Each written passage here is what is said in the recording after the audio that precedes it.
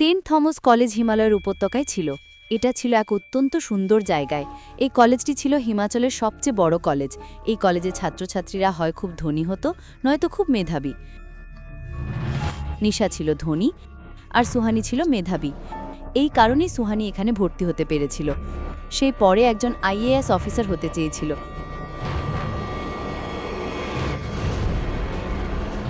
High high সুন্দরী, বিবেক, তুমি কোথায় ছিলে? আমি তোমার জন্য অপেক্ষা করছিলাম। তুমি তো জানো গত রাতে আবারও উইশি ওয়েলের কাছে এক মৃত্যু ঘটেছে কারোর, তাই হোস্টেলে অনেক আলোচনা হচ্ছিল, তাই আমি দেরি করে ফেললাম। নিশা আর বিবেক নিজেদের মধ্যে কথা বলতে শুরু করে। বিবেকের সাথে কথা বলতে বলতে নিশা পুরোপুরি সুহানিকে ভুলে যায়। সুহানি চুপচাপ দাঁড়িয়েছিল।